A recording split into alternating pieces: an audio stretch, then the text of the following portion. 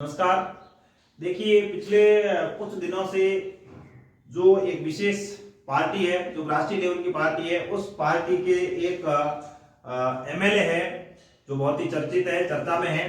हालांकि हमारा राजनीतिक पार्टी से कोई लिंक नहीं है, कोई मतलब नहीं है, लेकिन ऐसा मुद्दा है जिसके ऊपर हमें डिस्कस करना चाहिए। डिस्कस इसलिए करना चाहिए कि एक तरफ जो हमारा देश है वो बाबा साहब डॉक्टर अंबेडकर की विचारधारा को लेकर चलता है।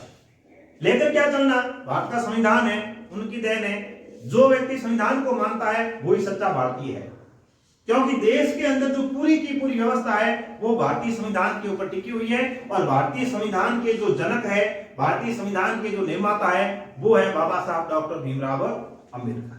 लेकिन वर्तमान में हम देख रहे हैं कि जो बाबा साहब की विचारधारा है, इसके पैरेलल एक और विचारधारा चल रही है जो भारत को उसी गर्त में ले जाने का कार्य कर रही है।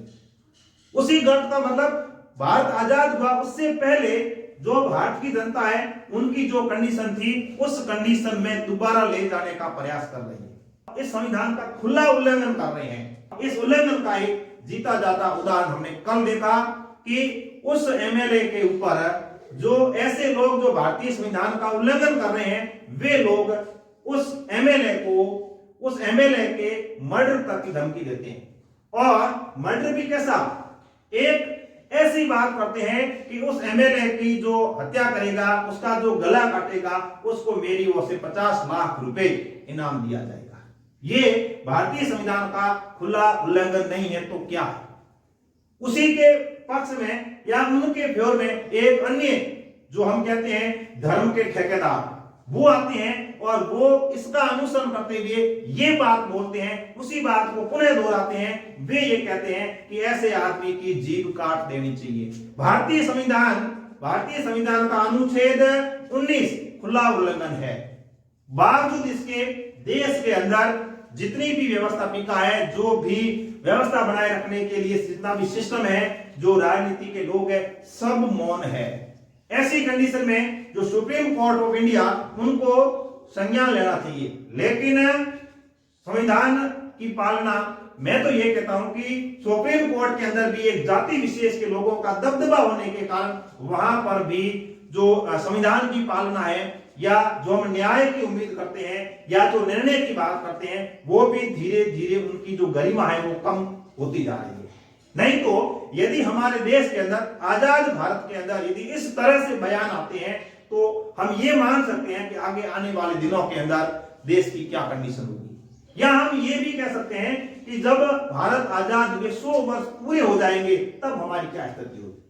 आज हम देख रहे हैं कि हमारे देश के अंदर जातिवाद, छुआछूत, अन्य अंधविश्वास, पाखंडवाद को बहुत ही ज्यादा बढ़ावा दिया जा रहा है। जो भी व्यक्ति इन सब चीजों के खिलाफ बात करता है, और एक विशेष पार्टी भी नहीं कह सकते, मतलब पब्लिक ही मान लो, उनके द्वारा इसका विरोध किया जा रहा है। वर्तमान में जो सत्ता पक्ष में बैठे लोग हैं, उनके द्वारा इसको हम ये कह सकते हैं अप्रत्यक्ष रूप से वो शरण दी जा रही है। उनकी सह में ही यह सब काम हो रहा है। तो मेरे तो कहने का मतलब ये था कि यदि किसी भी व्यक्ति के खिलाफ इस तरह के बयान आते हैं, तो जो पब्लिक है, आम पब्लिक है, या जो गवर्नमेंट बॉडी है, उनको इस तरह से सोचना चाहिए, उनके खिलाफ तुरंत एक्शन लेना चाहिए, ताकि निकट भविष्य के अंदर दूसरे कोई भी व्यक्ति है वो यह बात बोलने से पहले, कहने से पहले 50 बार सोचे। और यदि कोई कदम नहीं उठाया गया तो भविष्य में ऐसे कई मामले और बढ़ेंगे। पिछले यदि हम जैसे राजस्थान की राजनीति की भी बात करते हैं, तो उदयपुर वाला कांड ले लो, आप पाली वाला कांड ले लो, जालौर वाले कांड ले लो, कहीं ना कहीं निर्दोष जो लोग हैं उन लोगों की जाने तक जा रही है। अब यदि थोड़ी बहुत कार्रवाई होती भी है, यदि किसी भी प्रकार की कार्रवाई होती भी है, तो भी वो धरातल पर कुछ भी काम नहीं हो पाता। तो मेरे कहने का मतलब यह है कि यदि इस तरह के मामलों के ऊपर अंकुश नहीं लगाया गया, तो निकट भविष्य के अंदर ऐसे मामले वो बढ़ने के चांसेस ज्यादा रहेंगे। तो हम सभी लोगों को इसके ऊपर है वो बैठकर मंथन करना, सोचने की जरूरत है।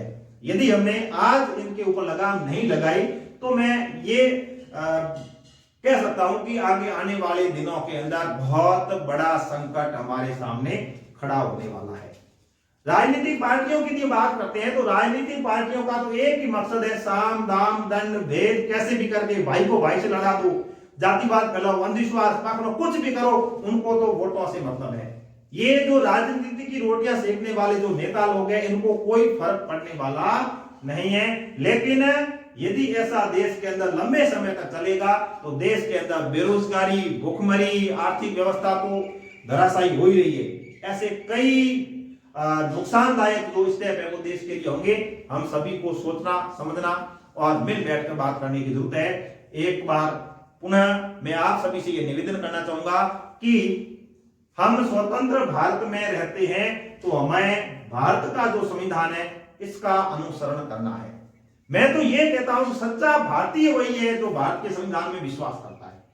पिछले कुछ दिनों में हम ये भी देख रहे हैं भारतीय संविधान की खुली धज्जियां उड़ रही है, उनकी कॉपी जलाई जा रही है, उनको नष्ट किया जा रहा है और हम सभी मुंह के ऊपर ताले लगा के बैठे हैं। एकमात्र जो बहुजन समाज है वो इसके खिलाफ है, वो आवाज उठा रहा है, लेकिन उसका भी प्रभाव बहुत कम है क्योंकि ये लोग भी बिखरे हुए हैं। जब तक इन लोगों में एकता नहीं होगी तब तक उनकी बात भी वहां तक नहीं पहुंच रही है या उनकी बात कोई सुनने वाला व्यक्ति नहीं है। धन्यवाद।